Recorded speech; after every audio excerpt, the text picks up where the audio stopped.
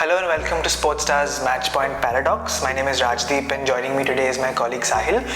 Today we'll be speaking about the Indian Premier League match between Gujarat Titans and Rajasthan Royals, where we saw the Titans comfortably beating the Royals by a margin of 58 runs.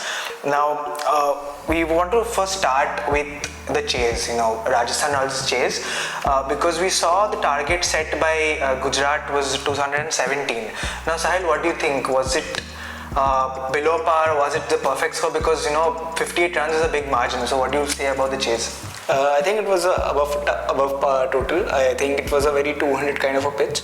It was a red soil. We know it was a red soil pitch, but given that Ahmedabad has never been a very it's never been a very regular 240, 230 kind of a pitch, but it's always been somewhere around 200. So that was scoring 217 was way above par. I like 15-20 minutes, 20 runs, and even Samson in the post-match presentation said that it was 15-20 runs they gave away more.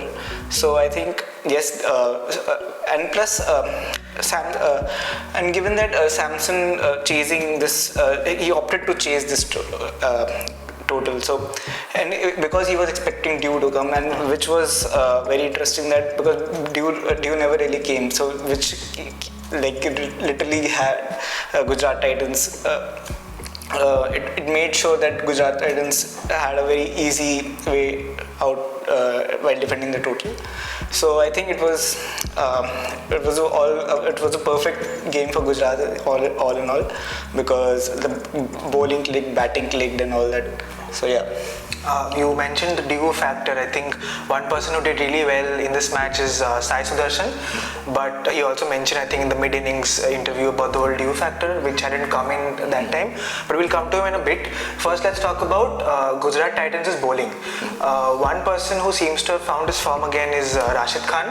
I think before this match, in the 4 matches, if I'm not wrong, he just picked 1 wicket, and in this game he picked 2. Slightly expensive, I think, considering 9 runs per over, but nonetheless important wickets. Sahil, do you think he has found his form once again, and what do you think of Gujarat's bowling in this match? So Rashid Khan, I think it was a good day. It was a very with the bat also he scored some good cameo, and then had a good 2 wickets.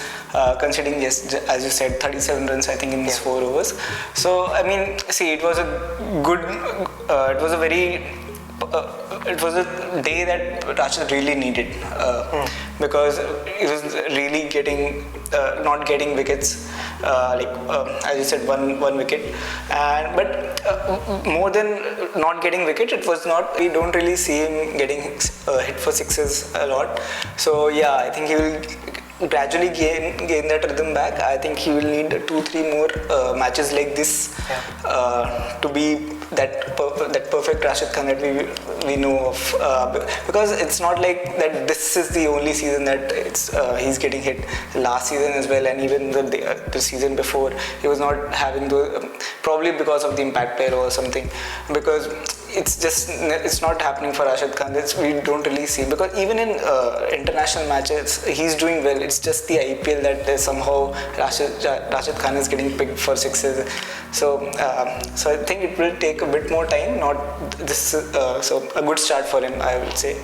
But yeah, coming back to GT's bowling in general, I mean, see, Prasidh Krishna again, he has been one of the leading bowlers for GT, even though they have Siraj. But I think one of the leading factors why Gujarat has been doing well is because Prasidh Krishna has been doing very well in the death bowling. Even today he picked up 3 wickets, not for many, I think 24 runs. And again, usage of his cutters, bouncers, and everything that pace bowlers requires, and something that he has developed also, the cutters. So I think Prasidh has been bowling really well, and that's one of the major reasons. I think that's why Gujarat Titans has been doing well. And Siraj again, power play, another good power play for him. So yeah, all in all, GT's bowling has been coming together really well, and One thing I want to ask you, because I'm curious myself, what do you think Shubman Gill's tactic was for not bringing in Sai early on? He did take a couple of wickets, I think, towards the end of the match, but Do you have anything to say about that? Right. I mean, see, it was a very. I was as well found myself very surprised with how they used Sai Kishore. But what I felt was that because Rashid Khan was bowling from one end, and they had Hetmeyer and Sanju Samson having that partnership. I think they wanted Sai Kishore to be bowling in the second half of the innings, because I think because they had four paces and just two spinners, so they wanted to exploit the spin and the grip that the wicket probably offered better. And Sai Kishore is a very good defensive bowler, so I think they backed them to defend. Even if the match got closer, they backed him to defend those runs. Yeah, and let's talk about probably this game's player of the match. Sai Sudharsan, very well made 82 runs by him, another half century to his name. What did you think of his knock? I mean, Sudarshan has been playing really, really well this season. I mean, he's been consistent, I think, for the last 2 seasons with Shubman Gill as his opening partner. I mean, that's what Gujarat Titans have been constructed this side with Shubman Gill and Sai Sudharsan and Joss Butler, the top 3 the 3 accumulators that they back at least one of them to go long in the innings, and that's what Sudarshan did once Gill got out early. And even Butler was struggling to time the ball, probably just trying to take his time, but he got out 36 runs of 25 balls. So Sudarshan really took that responsibility to keep the scoreboard ticking, keep getting the boundaries almost every over. So very well constructed knock, and to come as a youngster and probably lead the batting, that's a very good sign. Sai Sudharsan was had a very, very good match, and I think he will be continuing that sort of form this season, because he looks very sorted. That's one of the best part that I saw for him, that he looks very sorted and very calm while batting, and that's a good sign. He even jumped, I think, a few places in the orange cap standings as well after this game. And you mentioned GT's top order, these 3 players. But today, obviously, Shubman Gill got out cheaply. Joss Butler did contribute. But then today's a few other batters from their middle order stood out in, I think, M. Shah Rukh Khan and Rahul Tewatia with good contributions. And I remember we were speaking before this that usually GT has been top order centric, contributions coming in from those top 3 or 4 batters. But do you think this game bodes well for that middle order, give them some confidence going ahead in the season?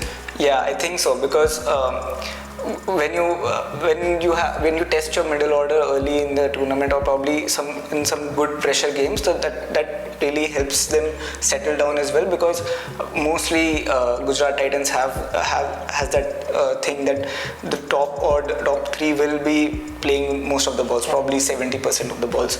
So Tewatia and Shah Rukh Khan don't just have to face like the last 2 or 3 overs, and they just have to come and strike the ball. So it's a very difficult for a batter to just come and score from the first ball. So I think they had Shah Rukh Khan, as we saw, got the opportunity to face 5 to 6 overs, and even though he scored like a 20 ball 36 runs, so he had that idea that I wanted to score from the ball 1, but that cushion of having those 5 to 6 overs with you, that's good for his confidence. And even again, Rahul Tewatia doesn't really get to play a lot of balls, and then comes in and scores good cameo, and that probably gets that total past 200, probably gets that total 220 runs, which, as we said earlier, that it was above par. Again, 15 to 20 runs, that really makes a difference, and I think Tewatia and Shah Rukh Khan really made those runs possible. Right. And after this match, Gujarat Titans tops the IPL points table standings, but that could be temporary, because we see in the next fixture Delhi Capitals taking on Royal Challengers Bangalore, and either of those 2 teams can leapfrog Gujarat. And if you're watching this episode on Thursday, the Rahul Dravid exclusive from Sportstar drops, and make sure to check that out. And that was all from this episode of Sportstar's Matchpoint Paradox from Sahil and I. Thank you for watching, and keep following us for all the latest IPL updates. Thank you.